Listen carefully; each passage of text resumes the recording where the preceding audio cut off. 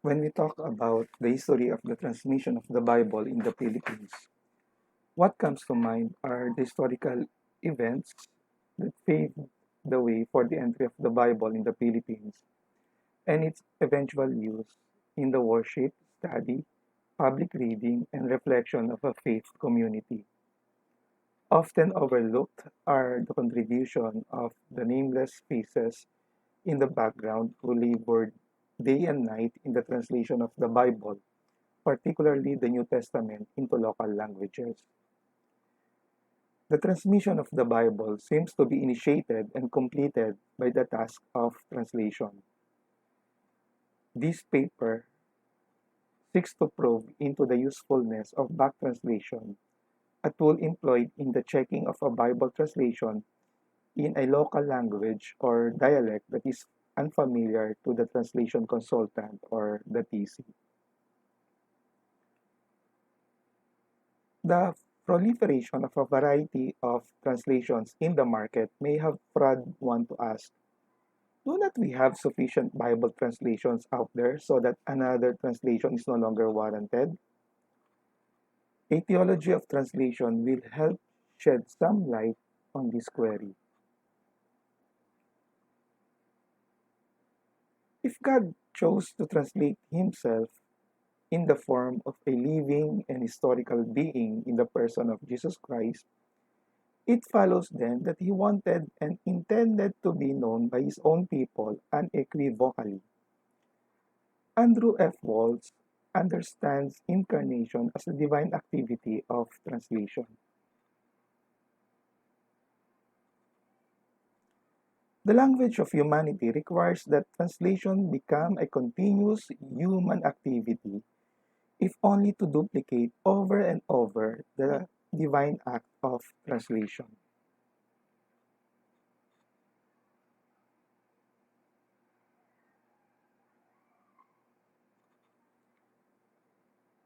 As long as Christianity continues to be a missionary religion, translation will remain integral to its very existence.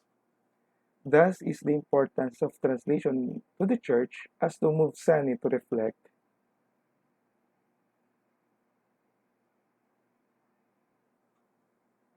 Where is the Bible translation of ministry of the PBS to be located in these theological positions on translation? The concern of the present writer is where to place the ministry of the Philippine Bible Society in the theological continuum discussed earlier. PVS sees its mission in this manner.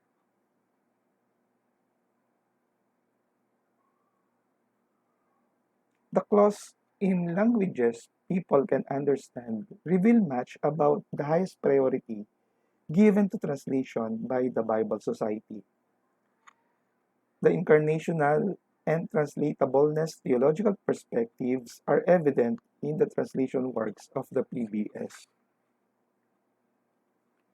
Every translation project of the PBS seeks to achieve both faithfulness to the source text and naturalness of translation in the receptor language. A translation team is composed of the translation consultant and the translators, usually three in number, who are chosen from the representatives recommended and sent by the Roman Catholic Church, mainline Protestant churches, Christian faith communities, fellowships, and para churches. In this setup, the TC is the gatekeeper of faithfulness. The aspect of naturalness is expected to be provided by the translators. This compositional makeup of the translation team is influenced by the translation theory being adhered to by PBS, the dynamic equivalence theory. The dynamic equivalence theory is a translation theory which was first developed by Eugene Nida in the 60s. DE views translation as the transfer of meaning of the source language into the receptor language. Nida's position emanates from his belief that anything that can be said in one language can be said in another. unless the form is an essential element of the message. One translation theory, the Scopus theory, argues that translation is not a purely linguistic operation, but rather a way of facilitating communication between members of different cultures. Scopus, the shorter name of the theory, stands on the principle first laid down by its proponent, the German linguist Hans Vermeer, in the late 70s, that says, the purpose of translation determines the choice of translation method and strategy. There is another theory that takes aim at DE. Relevance theory assumes that the target audience will not want to exert much effort in interpreting the translated text. Achieving both faithfulness to the source text and naturalness of translation in the receptor language inevitably creates some form of attention in the translation task. How can the TC make sense of the translation? How can he or she know that the translators understand the passages they are translating? How can she keep abreast of the translation and its faithfulness to the source text? Back translation is defined as an assessment tool used in international and cross-cultural social research. BT sheds light on how conceptualization operated in the translators and back translators' minds, and so helps in making some inferences regarding the comparability of the source and target versions. In Bible translation, BT is used as a method or tool in checking the drafts in a language that is foreign to the TC. This requires the translators to translate the drafts into an international or national language like Tagalog that is known to the TC. The overall translation principle governing all PBS translation projects is the theoretical framework provided by the dynamic equivalence. In order to produce the best translation result, the TC and the translation project as a whole must harness the wisdom and practicability offered by the other translation principles. The Scopus principle insists on the functionality of the translation project. Hence, the Viracnon NT project must spell outright its specific translation goals. The Viracnon NT project seeks to produce a New Testament translation for an audience in the age range between 80 to 40 years old and who speak the Viracnon dialect. Foremost among the many considerations for translation is the fact that the Bible or parts of it is still untranslated in the dialect. In the course of the initial language research, other sectors expressed the desire to produce literary materials in the mother tongue instead of perpetually relying on materials originating from the Bicol mainland, particularly from Naga City. Corollary to this was the expressed need to develop an orthography for Viracnon. These were incorporated to the primary goal. Most of the difficulties in translation that the Viracnon team had confronted emanated from Paul's letters.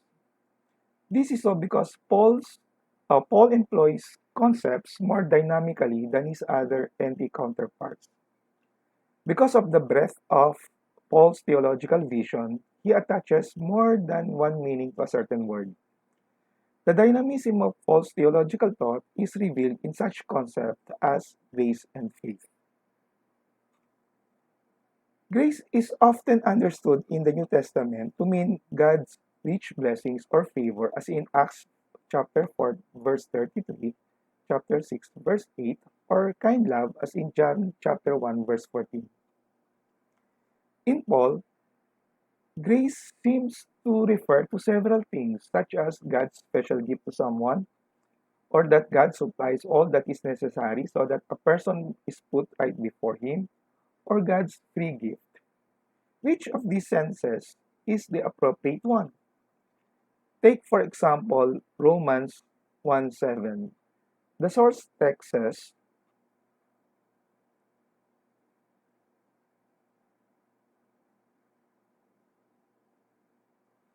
charis or grace is to be understood here to mean God's undeserved love and mercy that He showers to all people. Piraknon translates the same in this way.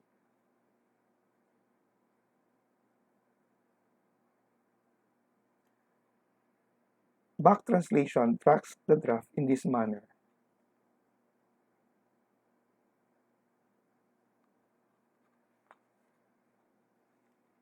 The thesis suspects that biyaya here is a Tagalog loan word because elsewhere the translators use bendition to refer to the same.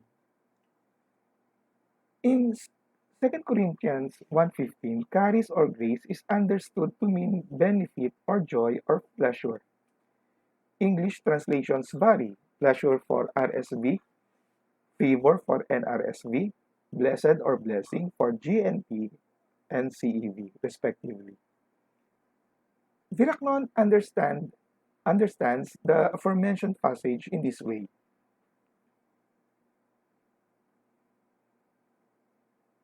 Back translation.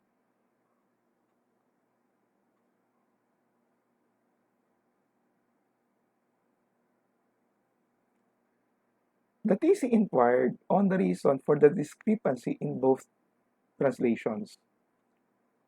The translator concerned reasoned out that biyaya is indeed Tagalog and is frequently used to refer to a wide range of meaning, from material gifts to God's manifestation of His grace.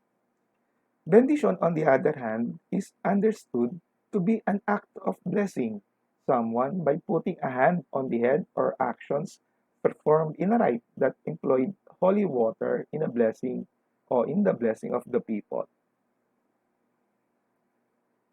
In Romans 3:24, grace is more than biyaya or bendition. Grace is closely related to God's justification of sinners in Paul's mind. Because of God's righteousness, He is able to put sinful humans in a right relationship with Him. Here is how the Viraknon translators showed this express sense of grace in this passage. Back translation informs the TC on how the translator understood this verse.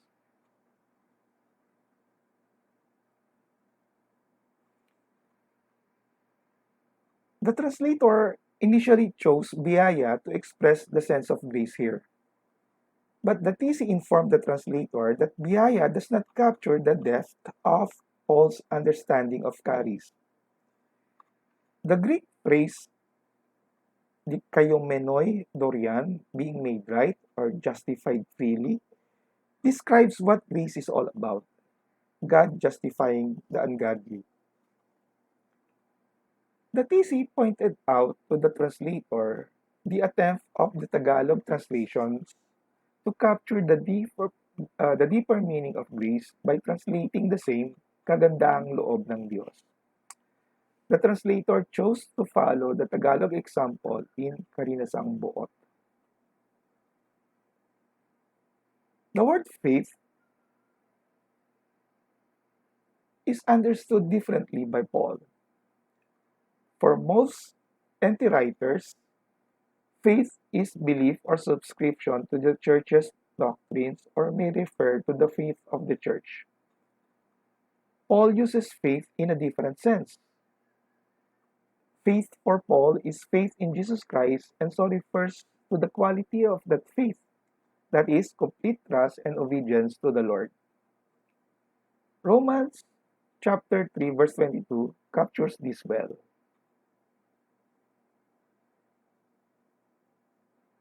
Back translation.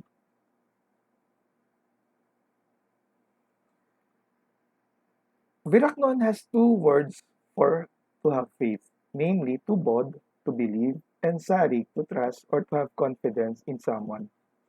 The TC called the attention of the translator on the choice of tubod in translating faith in this verse. The TC explained to the translator the nuances of the word faith in Paul's theological scheme. The translator was convinced of the explanation and decided to change pagtubod into pagsari to properly represent Paul's perspective on faith in Viracnon. But the external reviewers and the community made a big issue about the team's decision to employ Karinasang Buot and Pagsari to translate Paul's distinctive theological expressions. According to them, there is no Viracnon word or concept that corresponds to Karinasang Buot. They argued that this is obviously a Tagalog intrusion into Viracnon. In the case of Pagsarig, the community agrees that pagtubod is more readily understandable and more common in usage. What must the team do to avoid a ruckus and court losing the community's support in the translation project?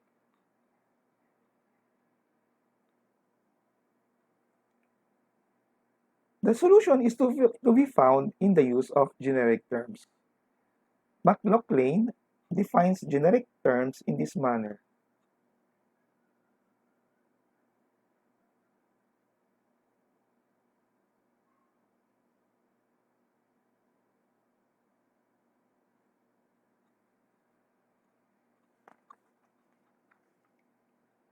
Generic may be seen as the final product of this restructuring of the source form to find its equivalence in the target language. This was the route taken by the Viracnon team in finding consensus in the translation problems referred to earlier. In conclusion, the translation goals of faithfulness to the source text and the naturalness of the translation are non-negotiable. The TC is able to follow the translation task through back translation. Back translation helps the TC to gauge the translator's understanding of the passage being translated. Back translation assists the TC in finding discrepancies in translator understanding and so informs the former of the necessary corrective steps that need to be taken. In cases of non-consensus, the generic approach is to be taken without sacrificing faithfulness and naturalness of translation.